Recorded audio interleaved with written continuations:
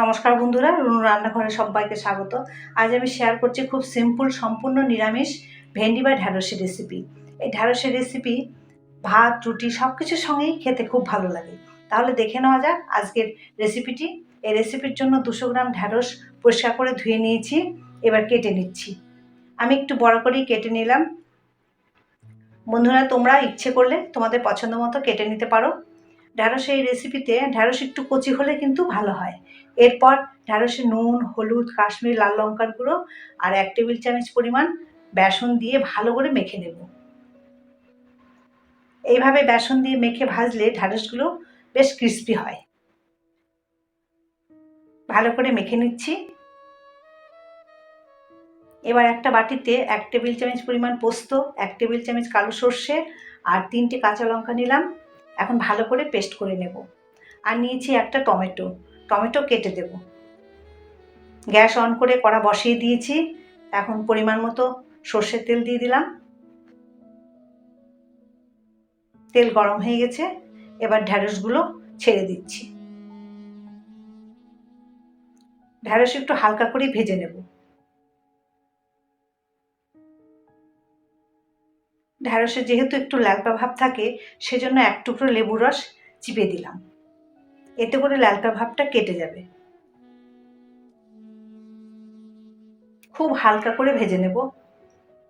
ভাজা হয়ে গেছে, এবার তুলে নিচ্ছি। এই তেলেই ফোড়ন দেব।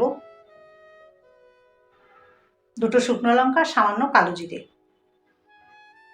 ফোড়নের সুন্দর গন্ধ বের হলে দিয়ে দেব কেটে রাখা টমেটো।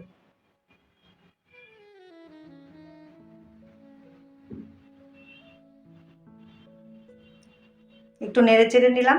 এবার দেব 1/2 চামচ হলুদ গুঁড়ো, 1/2 চামচ কাশ্মীরি লাল লঙ্কার গুঁড়ো আর স্বাদ মতো নুন। 1 থেকে 1.5 মিনিট ভেজে নেব।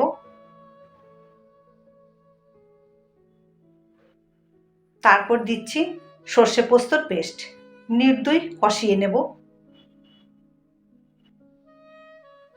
এবার বাটি ধোয়া জলটা দিয়ে দিলাম।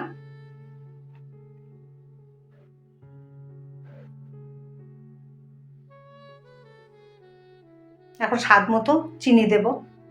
নিরামিষ যে কোনো রান্নাতে একটু মিষ্টি পড়লে কিন্তু বেশ ভালো লাগে। তারপর দেব গরম জল। জলটা অল্প করেই দেব। এই রান্নাটা একটু মাখো মাখো হবে। ফুটে উঠলে দেব ভেজে রাখা ঢ্যাঁড়স। ফুটে উঠেছে, ঢ্যাঁড়সগুলো দিয়ে দিলাম। এখন ঢাকা দিয়ে 3-4 মিনিট রান্না করে নেব। 4 মিনিট পর ঢাকা খুলে নিলাম।